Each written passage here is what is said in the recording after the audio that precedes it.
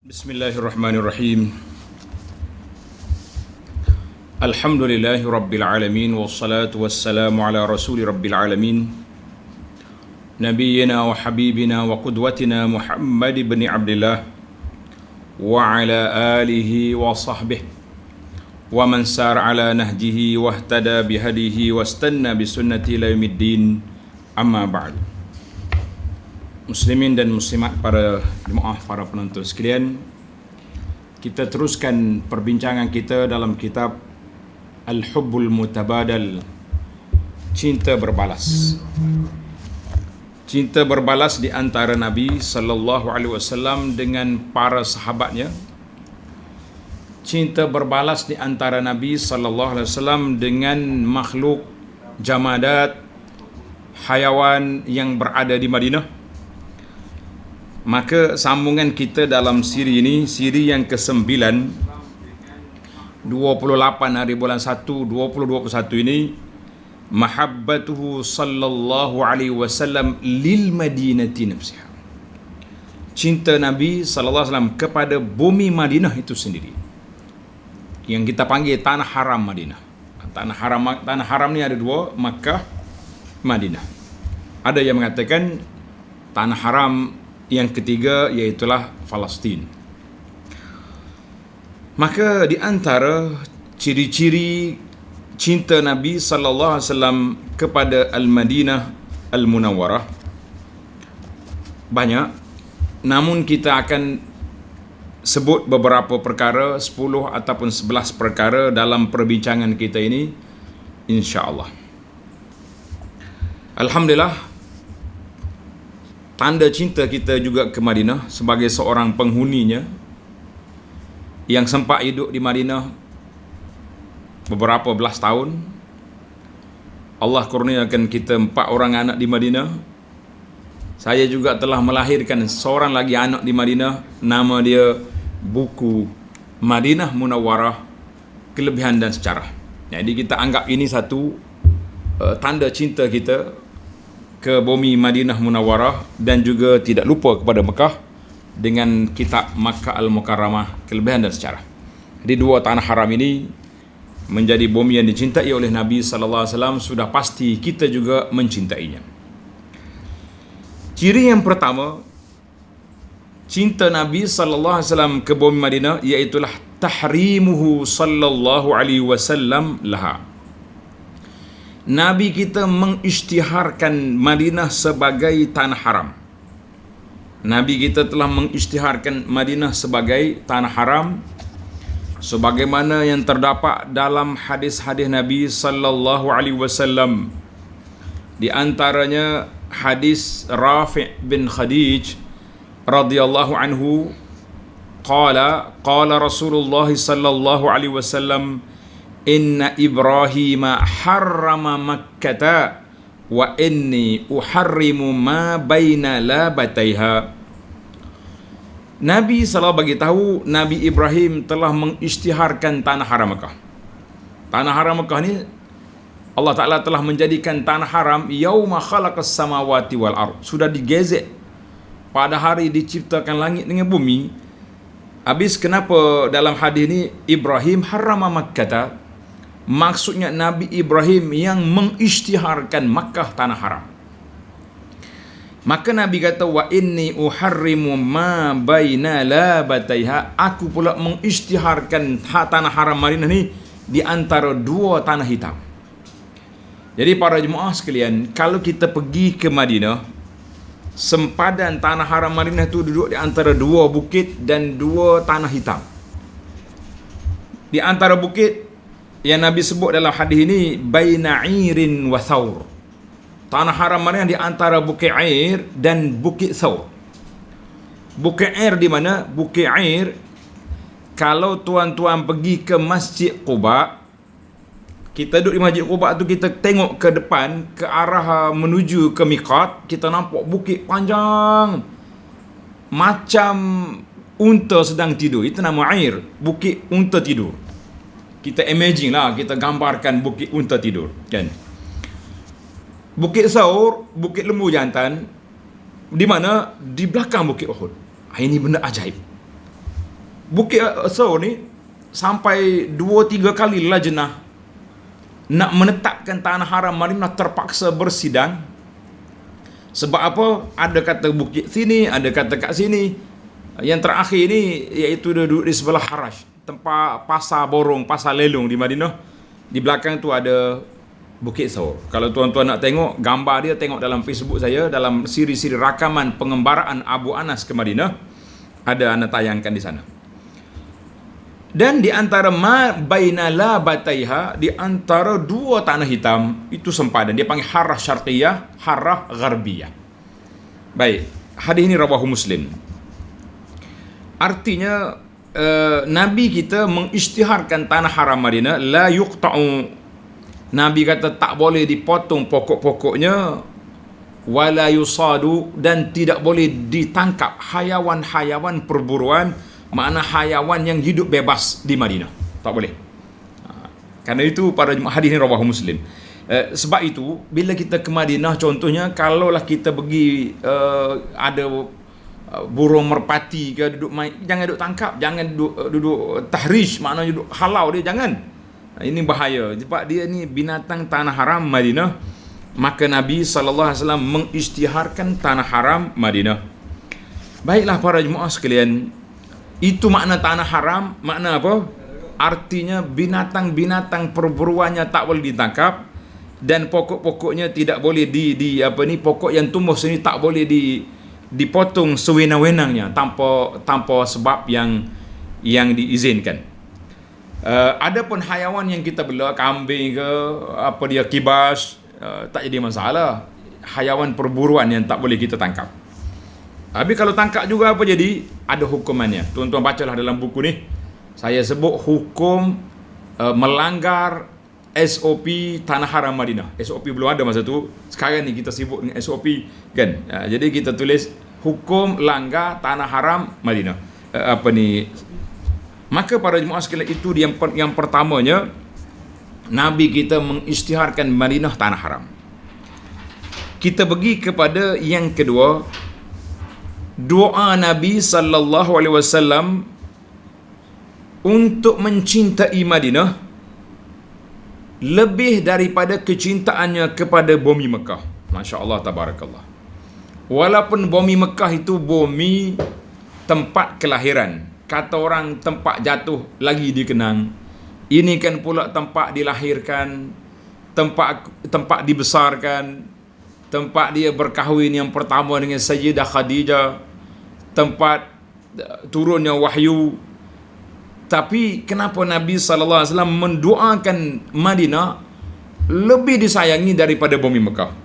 Sebab Mekah permulaan, Madinah kesudahan, pengakhiran. Kan lahir di Mekah, dikebumikan di Madinah, dan dibangkitkan juga di Madinah. Kita kata Masya Allah, tabarakallah. Ketika mula-mula sahabat berhijrah ke Madinah, Wu'ika Abu Bakrin wa Bilal, Sayyidina Abu Bakar dan Bilal radhiyallahu anhuma sakit, demam panas, sampai bercakap pun kata orang macam tak apa sedar. Maka Nabi SAW doakan, Allahumma habib ilayna al-Madinah kahubbina Makkah au asyad. Allahu Akbar. Ya Allah, jadikan kami mencintai Madinah sebagaimana kami mencintai Makkah, au asyad, ataupun lebih lagi daripada Mekah. Masya Allah, tabarakallah. Wa sahhihha lana, dan jadikan Madinah ni bumi yang sehat, bumi yang sehat, bumi yang baik untuk kami. Sebab apa? Katanya bila sahabat yang datang dari Mekah ke Madinah ni, dia rasa tak sesuai dengan udara, macam-macam lah rasa, sehingga mereka sakit, demam panas, humma. Maka Nabi doa minta sehat, supaya Madinah tu sehat. Wa barik lana fi sa'iha wa muddiha, dan berkatilah cupak dengan gantangnya, maknanya hasil tanaman dia, hasil perniagaan dia minta diberkati. Wanqul hummaha faj'alha bil juhfah. Lepas ni kita akan cerita tentang humma. pindahkanlah penyakit ni, demam panas yang ada di Madinah ni, pergi ke Juhfah. Di mana Juhfah? Hadis ini muttafaqun alaih. Maka para jemaah sekalian, tajuk kita yang kedua ini kita nak fokuskan kepada doa Nabi sallallahu alaihi wasallam untuk mencintai Madinah lebih daripada mencintai bumi Makkah. Walaupun Mekah itu bumi tempat tumpah darah, bumi tempat kelahiran, bumi tempat dibesarkan. Ini menunjukkan Allah Ta'ala pilih Madinah itu besar kan, daripada yang lain. Dari sudut cinta dan kasihnya, tapi dari sudut pahala tak boleh nak banding. Tuan-tuan kena ingat, solat di Makkah, solat di bumi Makkah, pahala dia 100,000, mi'atu alf. Besar lagi. Solat di Mekah, pahala dia berapa? 100,000. Di mana? Di tanah haram Mekah seluruhnya. Semua tanah haram Mekah 100,000. Solat di Madinah 1,000, di mana? Di dalam Masjid Nabawi Syarif. Itu perbezaan. Namun Nabi kita doakan asyad, lebih lagi daripada kita mencintai bumi Mekah. Itu kelebihan Madinah. Kita pergi kepada yang ketiga. Nabi SAW telah menukar nama asal Madinah di zaman jahiliyah dulu. Nama dia Yathrib. Yathrib kepada Taibah. Taibah ataupun Al-Madinah. Sebab apa nama Yathrib Nabi tak suka? Kenapa Nabi SAW tak suka dengan nama Yathrib? Ini tanda tu. Kita duduk Yathrib, Nabi tak suka. Sebab tu kalau kita sebut, kita ceramah, pindah ke Madinah lah, tak payah Yathrib. Yathrib tu cerita lama, cerita dulu. Pernah Nabi SAW bersabda, umirtu biqaryatin ta'kulul qura. Aku diperintahkan supaya berpindah daripada negeri ini, daripada Mekah, pergi ke negeri yang menelan negeri-negeri lain. Yaquluna Yathrib. Orang kata nama dia Yathrib. Wahiyal Madinah. Ini tanda tuan-tuan. Wahya al-Madinah. Tapi nama dia yang aku nak Madinah. Ini satu nama Madinah. Dalam buku Madinah ni ana ada sebut nama-nama Madinah yang maksur. Sama ada disebut oleh Nabi sallallahu alaihi wasallam ataupun disebut dalam Al-Quran. Nama Madinah banyak, tapi kita ambil yang masyhur, yang ada nasnya. Baik, Mekah juga ada.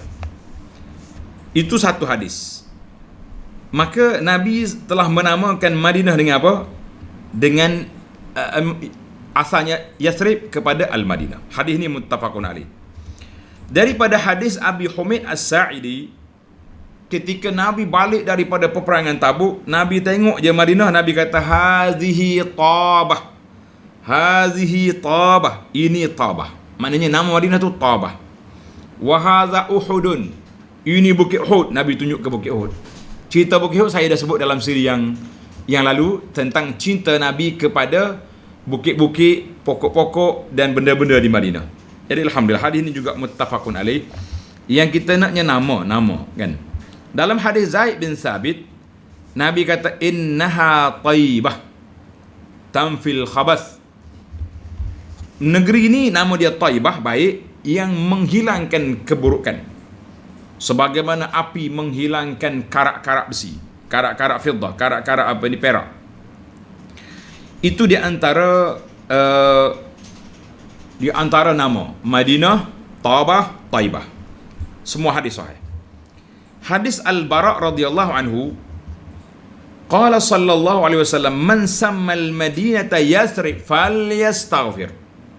Siapa dia menamakan Madinah dengan Yathrib, setelah ditukar nama ini, naklah dia minta ampun dengan Allah. Hiya Tabah, hiya Tabah. Ini hadis rawahu Ahmad wa ghairuhu. Orang yang yang kata masih lagi mengekalkan Madinah dengan nama Yasrib, yaquluna Yasrib, wal qail dalam hadis Abu Hurairah tadi, humul munafiqun, itu munafik. Orang munafik mengekalkan nama, tak mau tukar nama dia. Ini. Dalam Quran Tuhan sebut nama Yasrib, tapi hikayat kepada kata-kata puak munafik.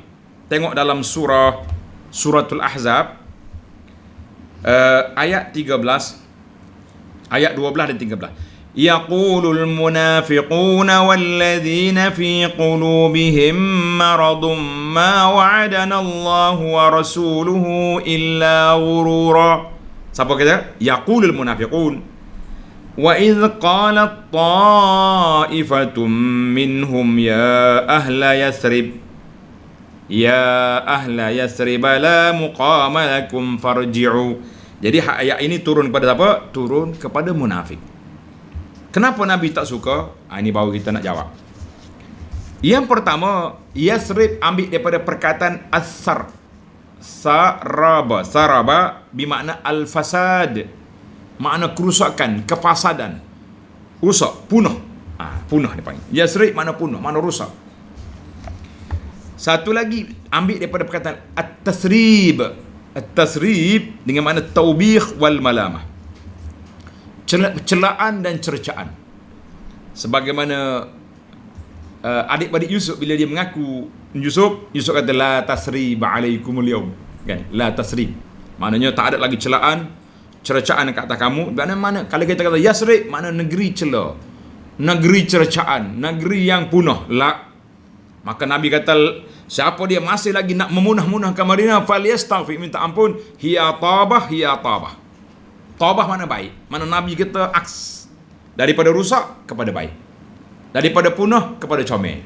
Jadi ini sunnah Nabi sallallahu alaihi wasallam. Kalau ada nama-nama tempat yang rusak, yang tak baik, maka kita tukarkan. Jangan dikekalkan nama buruk itu. Tak baik. Untuk maklumat para pendengar dan rekod kepada kita di kawasan ini, salah satu daripada jasa Allahyarham ayahanda saya, Tuan Guru Haji Amr Rahman, Allah Ta'ala lah bagi darjat yang tinggi dan ampunkan kesalahan dia. Waj'alhu min ahlil jannah lahu wali walidatina. Dia pergi satu tempat, nama dia Kampung Berhala. Orang kalau keren tahu Kampung Berhala ni, kena naik motorbot pergi sana.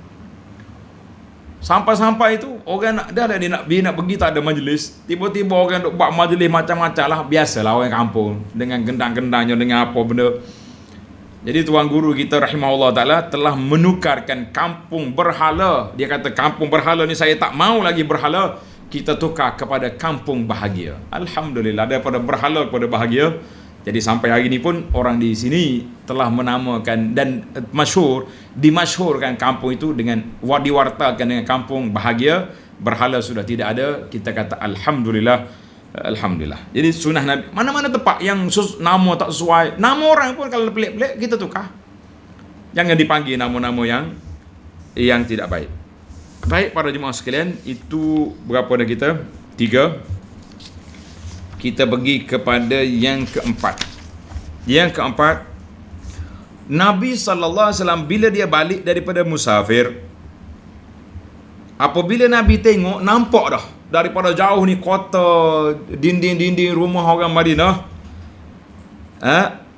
Nabi kita tukar gear unta dia, laju sikit. Masya Allah, mana nak cepat sampai ke Madinah. Allahu Akbar. Menunjukkan kepada cinta dan sayangnya. Daripada Anas bin Malik radhiyallahu anhu, anna an-nabiy sallallahu alaihi wasallam kana idza qadima min safarin. Apabila Nabi balik daripada bermusafir, fa nazara ila juduratil Madinah. Nabi tengok ada dinding-dinding tembok di Madinah, au da'a rahilatahu. Nabi kata cepatkan sikit. Fa in kana ala dabbatin harrakaha. Kalau dia duduk atas kenderaan atas unta, Nabi pelaju sikit, tukar gear unta tu. Lish min hubbiha, kerana sayang dia kepada Madinah. Kita kata Masya Allah, Tabarakallah, Allah Ta'ala lah berkat bumi Madinah. Jadi kalau kita boleh duduk di Madinah, kita duduk di sana insya-Allah. Hadzal hadis rawahul Bukhari. Baik, itu yang keempat, dan sebahagian hadis ni kita dah baca. Cuma nak ambil poin supaya nampak satu-satu kita hitung dengan lebih, orang panggil lebih laju. Yang kelima, doa Nabi sallallahu alaihi wasallam supaya Madinah itu menjadi bandar bumi yang sehat. Kan? Bumi yang sehat seperti hadis Abu Bakar tadilah. Sebagaimana kata di para ulama, bumi Madinah ni waktu Nabi kita sallallahu sampai, dia kata aubiah, bumi yang banyak wabak-wabak penyakit, banyak wabak penyakit. Maka Nabi kita sallallahu alaihi wasallam doakan supaya bumi Madinah itu jadi sehat. Nabi kata apa tadi?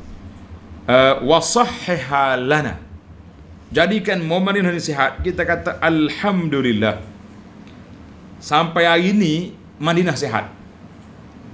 Musim Covid ni macam mana pula? Ni orang duk tular-tularkan.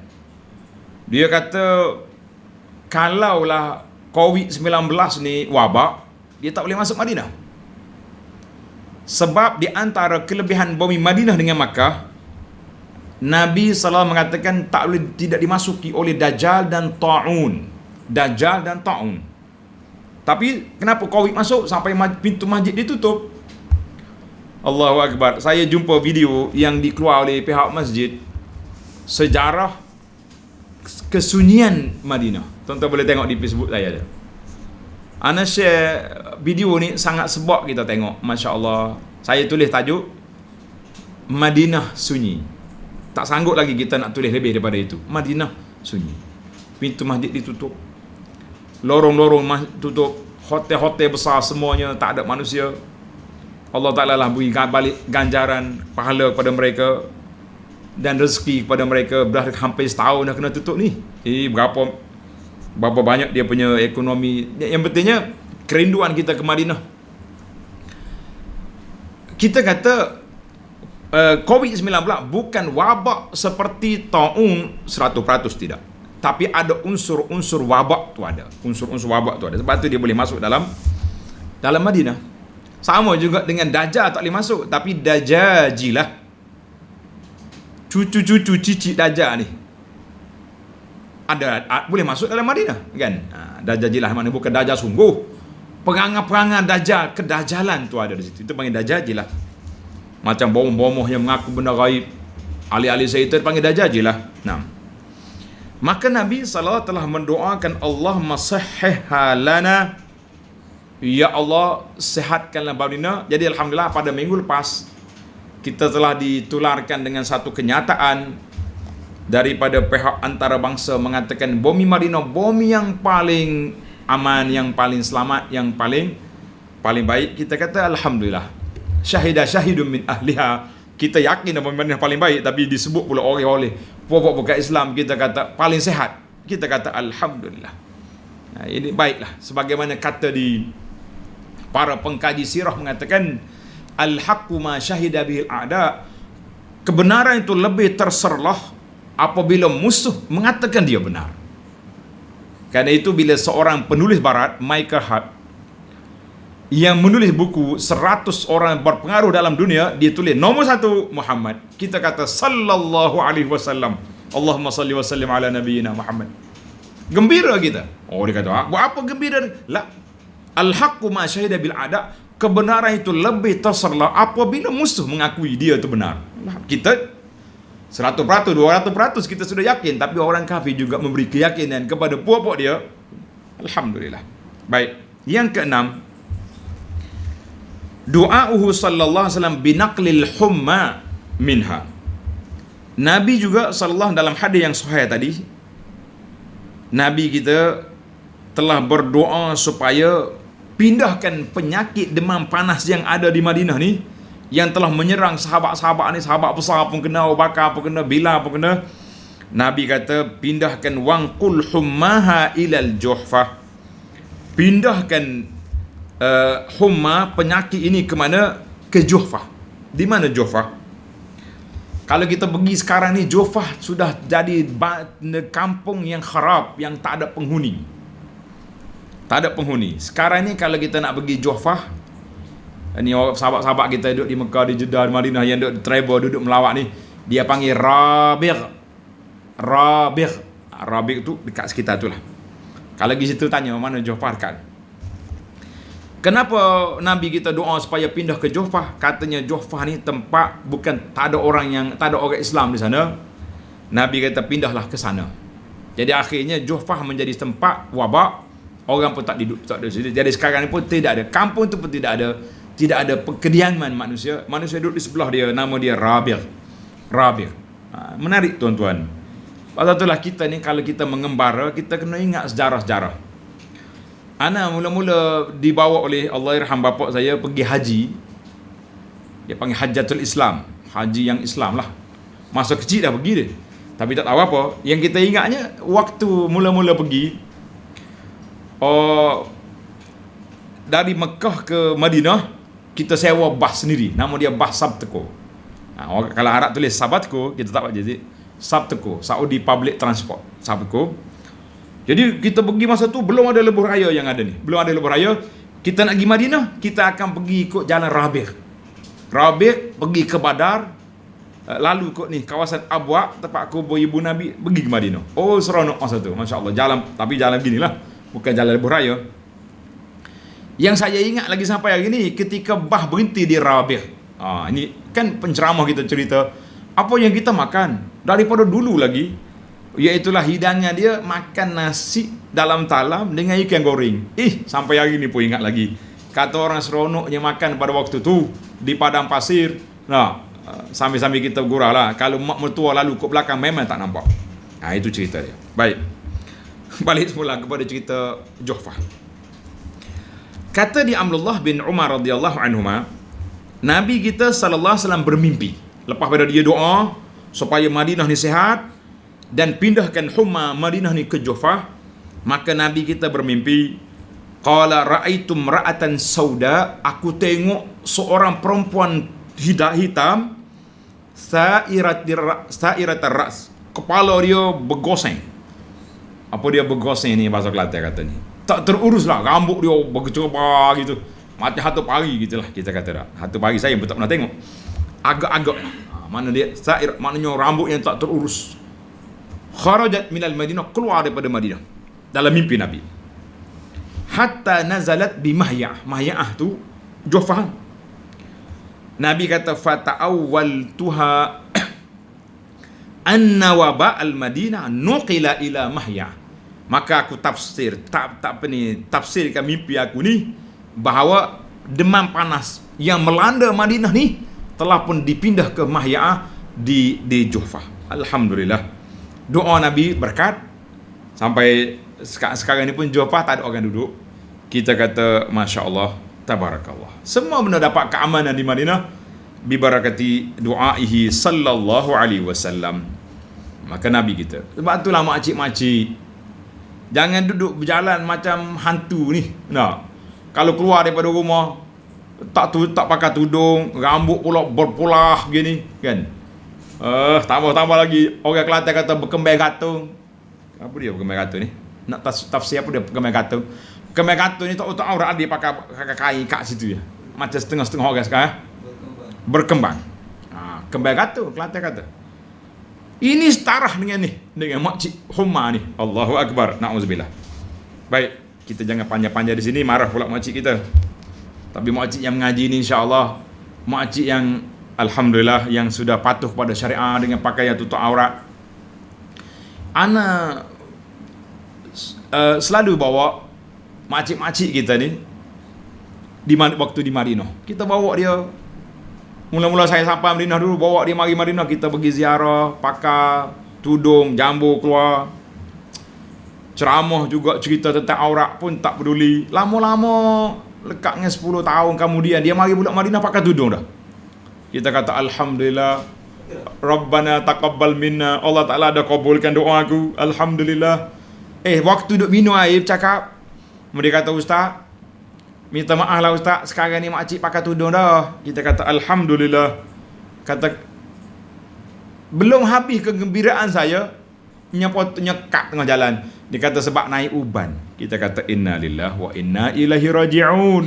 Aku ingat dia pakai tudung sebab sudah insaf. Rupanya kerana uban di kepala nak tutup, pakai tudung. Kita kata inna lillahi wa inna ilaihi raji'un. Jangan tudung dengan uban. Kita tudung dengan syariat Islam. Baik, yang ketujuh. Nabi SAW telah mendoakan keberkatan, al-barakah di Madinah, dan segala rezeki, segala buah-buahan, perniagaan cupak dan gantang yang menyukat buah-buah tamar di Madinah dan lain-lain itu, semuanya diberkati oleh Allah Azza wa Jalla. Dalam hadis Anas radhiyallahu anhu, Nabi kata, Allahumma barik lahum fi mikyalihim. Ya Allah, berkatilah kepada penduduk Madinah dalam sukatan mereka. Wa barik lahum fi sa'ihim. Ya Allah, berkatilah dalam cupak mereka. Mud cupak, sa' gantang. Wa barik lahum fi muddihim. Artinya hadis ini muttafaqun alaih. Maknanya orang Madinah ni orang bercucuk tanam. Bila cucuk tanam, dia suka tanaman dia tu, buah tamar dia, biji-bijiran dia dengan apa? Dengan cupak, dengan gantang. Maka Nabi doakan keberkatan kepada mereka. Allahu akbar. Kemudian dalam doa hadis ini muttafaqun alaih. Dalam hadis yang lain, hadis Abu Sa'id Al-Khudri, Nabi kita sallallahu alaihi wasallam sebut, Allahumma ja'al ma'al barakati barakataini. Ya Allah, jadikan dengan berkat Madinah ni 2 kali berkat. Subhanallah. Itu keberkatan orang Madinah. Baik, kita dah belajar dalam hadis lagi. Sebelum kita belajar, kita pergi pada doa Nabi sallallahu alaihi wasallam kepada keberkatan. Berkat apa? Berkat kepada bumi Madinah dan segala tumbuh-tumbuhan dia. Maka bagaimana kita nak meraih, nak bawa balik keberkatan Madinah ke tempat kita? Macam mana? Ingat baik-baik. Jangan pula pergi korek tanah-tanah kau lah, tanah haram tak boleh keluar. Maka kita pergi Madinah, para jemaah sekalian, kita beli buah-buah tamar yang memang tumbuh di bumi Madinah, ma baina labataiha, yang tumbuh dalam kawasan tanah haram Madinah. Kita kena tanyalah penjual, mana tamar Madinah? Sebab sekarang ni tamar mari daripada Qasim, mari daripada kawasan Madinah pun yang di luar tanah haram, yang di kawasan Khalil ni, kalau kita pergi Madinah, kita nak pergi tempat dia panggil Bukit Magnet. Tuan-tuan tengok Bukit Magnet kan? Tengok dalam YouTube lah, cari yang saya punya lawatan Madinah, cerita Bukit Magnet. Maknanya Khalil tu luar tanah haram tu, luar daripada Jabal Thawr kan? Maka kita kena beli yang sebelah Quba. Sebelah Masjid Quba tu memang dalam kawasan Madinah. Jadi alhamdulillah, kata di para ulama, nak bawa balik berkat Madinah, beli buah-buah tamar yang tumbuh di bumi Madinah. Nak bawa balik berkat Makkah, beli apa? Kayu kokar? La, bawa balik air Zam-Zam. Masya Allah, 2 ni kembar. Zam-Zam Makkah, tamar di Madinah. Itu yang Nabi gelarkan Al-Aswadan, 2 benda hitam, air, tamar. Ada 2 ni, tak lapar, insya-Allah. Baiklah para jemaah sekalian, itu doa Nabi kepada pokok-pokok dan tanaman 2 kali ganda. Masya Allah, tabarak. Jadi pastilah, kalau nak beli tamar yang Madinah. Kalau nak banding, tamar yang daripada luar mungkin lebih cantik, sukari, apa benda, comel-comel lagi. Tapi kita nak beli, dalam buku Madinah saya dah senaraikan beberapa nama masyhur tamar yang masih ada lagi. Yang paling top sekali yang jadi perniagaannya Ajwa. Kemudian tamar Barni, tamar Shalabi, Safawi. Apalagi lagi nama-nama, boleh tengok senarai sini. Baik, saya nak pergi kepada cerita saya lah. Masa sudah nak habis. Yang ke-8, doa Nabi sallallahu alaihi wasallam bi'adhaf doa Ibrahim di Makkah. Nabi kita minta gandaan berkat itu sebagaimana Nabi Ibrahim doa kepada Makkah, aku minta sekali lagi. Dalam hadis tadi pun sama. Nabi kata, Allahumma ja'al bil madinati dhi'fai ma bi Makkah minal barakah. Ya Allah, jadikanlah di bumi Madinah ni 2 kali ganda daripada berkat bumi Makkah, dari sudut keberkatan di sini. Dalam hadis Abdullah bin Zaid, inna Ibrahim harrama Makkah wa da'a li ahliha. Ibrahim telah berdoa kepada bumi Makkah dan doa mengisytiharkan tanah haram Makkah dan berdoa kepada penduduk Makkah. Tuan-tuan tengok dalam baru je hana tamat tafsir surah Ibrahim. Tuan-tuan balik tengok dalam siri kita yang akhir tu, yang ke-8, yang ke-9 dia doa yang akhir, iaitulah bagaimana doa Nabi Ibrahim alaihi wa ala nabiyyina salatu wassalam ke bumi Mekah. Saya tak nak ulang di sini, tuan-tuan tengok dalam siri tafsir kita pada waktu pagi. Maka Nabi kata, wa inni haramtul madinata kama harrama Ibrahim Makkah. Aku doa kepada Madinah sebagaimana Ibrahim doa Mekah, tapi aku nak doakan lebih daripada itu lagi. Oh, masya-Allah, tabarakallah. Jadi di manakah mudha'afah? Gandaan berkat itu di mana? Karena itulah apabila masaknya buah-buah di Madinah yang pertama, maka para sahabat akan bawa kepada Nabi sallallahu alaihi wasallam. Bawa ke Nabi dulu. Maka Nabi kita doakan. Allah doakan Nabi ni. Wa ini ad'uka lil Madinah bimisli ma da'aka li Makkah wa mislihi ma'. Tambah sekali lagi. Allahu akbar. Jadi sahabat-sahabat ni bila ada buah-buah yang baru, semua bawa kepada Nabi sallallahu alaihi wasallam. Nabi kita pun dia ambil, dia bagi kepada kanak-kanak. Cucu dia kata apa? Budak dimakan dulu. Buah yang baru kita bagi kanak. Kita pun kalau ada buah yang baru-baru tumbuh tu, orang panggil buang, dalam istilah orang Melayu kata buah buruk kan. Buah yang baru masak, kita bagi kanak-kanak tu. Sebab dipanggil tafaul. Buah ini macam baby dah ni, baby buah ni. Kanak-kanak juga baru. Jadi kita nak dia membesar sehingga kita dapat makan sampai ke akhir musim. Kita kata alhamdulillah. Allahu akbar.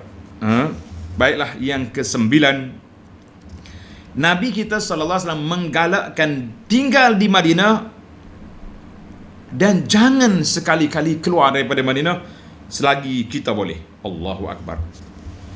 Kata Sufyan bin Zuhair, dia kata aku dengar Rasulullah sallallahu alaihi wasallam bersabda, di antara tanda-tanda akhir zaman, Nabi kata akan dibuka negara Yaman. Orang akan berpindah ke Yaman. Kemudian dibuka negara Syam. Orang berpindah ke Syam. Bawa keluarga dia sekali-kali. Nabi kata apa? Wal madinatu khairul lahum law kanu ya'lamun. Di Madinah lebih baik bagi mereka kalau mereka tahu kelebihan dia. Dibuka era, awi pakak pergi ke era. Wal madinatu khairul lahum law kanu ya'lamun. Nabi kata Madinah lebih baik kalau kamu tahu. Muttafaqun alaih. Allahu akbar. Kemudian Nabi sebut dalam hadis, ya'ti 'alan nasi zamanun, selagi akan datang satu masa orang dah negara luar dah, duduk di Syam, di Iraq, negara-negara yang comel, maka orang yang pergi sana panggil keluarga dia di Madinah, halumma ila raha, mari cari senangan, negeri ni comel ke apa. Nabi kata wal madinatu khairul lahum law kanu ya'lamun. Madinah lebih baik kalau kamu tahu. Allahu akbar. Hadis ni rawah Muslim. Hadis Sa'ad bin Abi Waqqas, Nabi kata apa? La yad'uha ahadun raghbatan anha. Tidak ada siapa yang keluar daripada Madinah kerana tak suka dengan Madinah.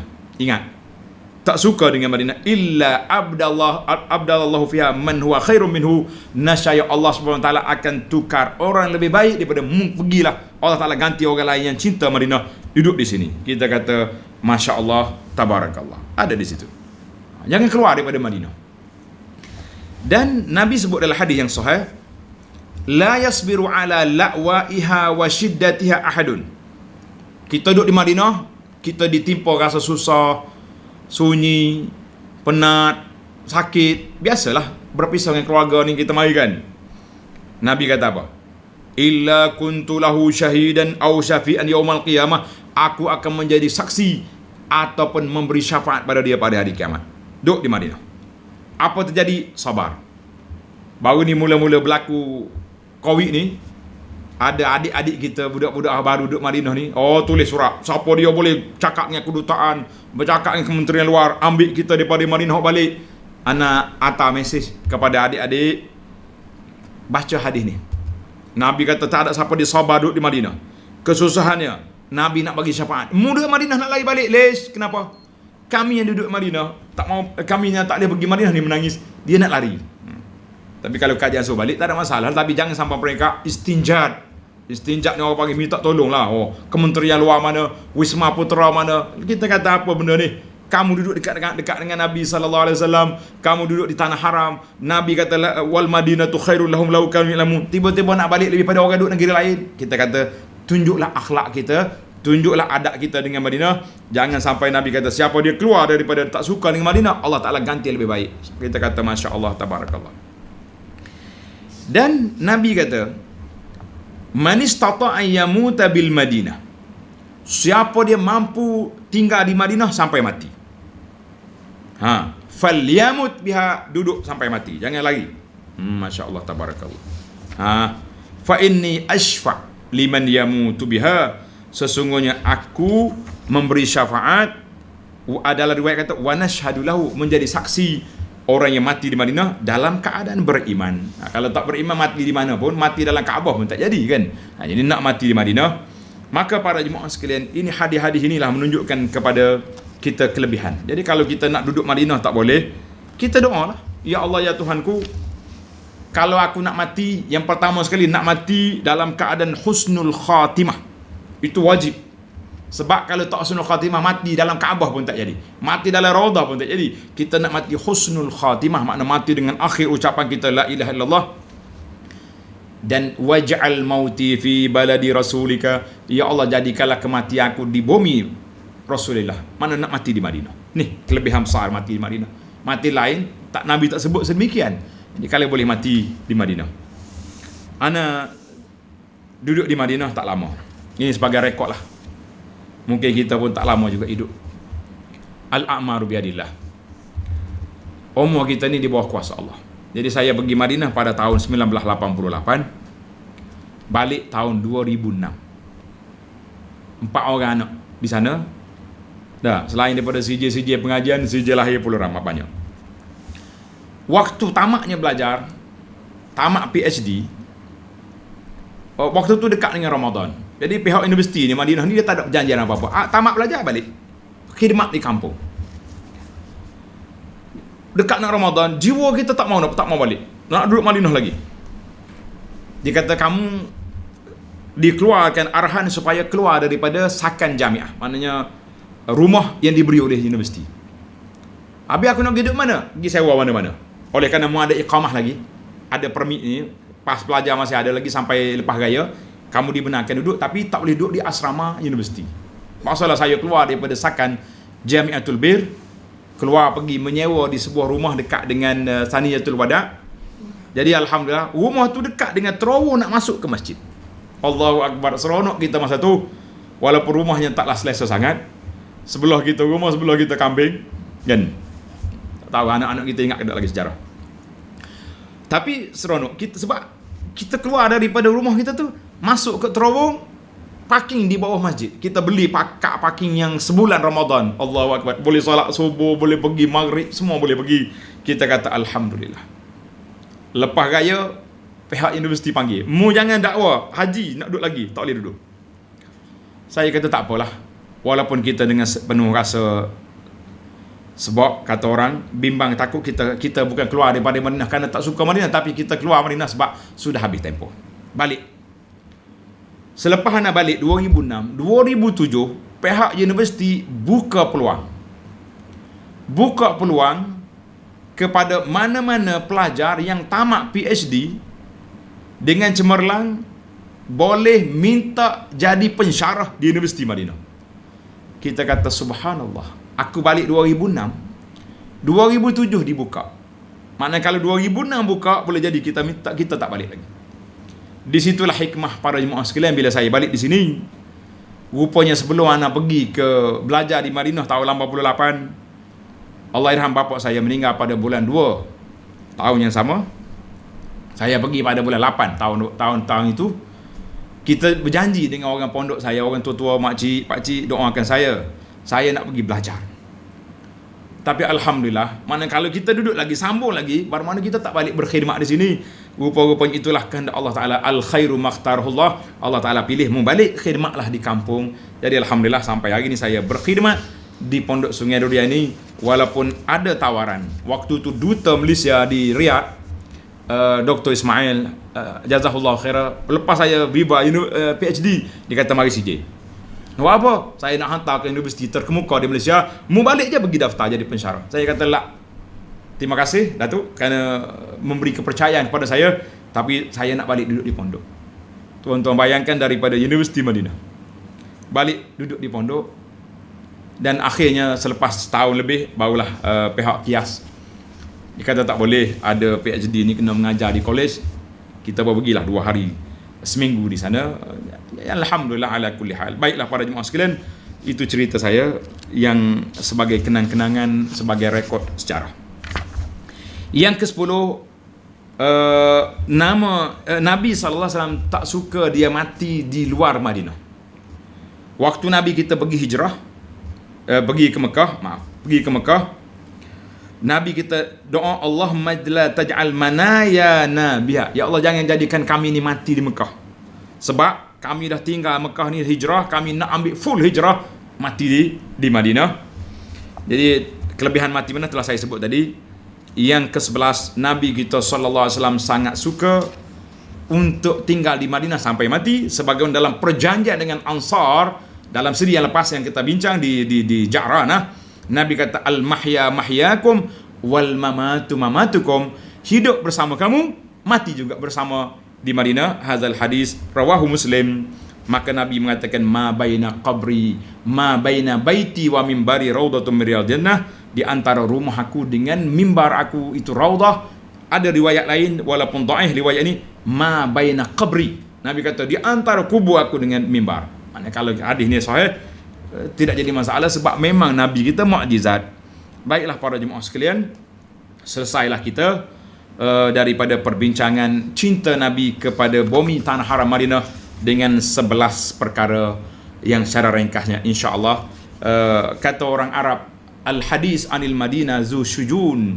Cerita tentang Madinah mempunyai nostalgia dan perasaan kita yang tersendiri. Itu sajalah, mudah-mudahan kita dapat mati dengan husnul khatimah, mati di bumi Rasulullah sallallahu alaihi wasallam. Wa sallallahu ala nabiyyina Muhammad wa ala alihi washabihi ajmain. Walhamdulillahi rabbil alamin.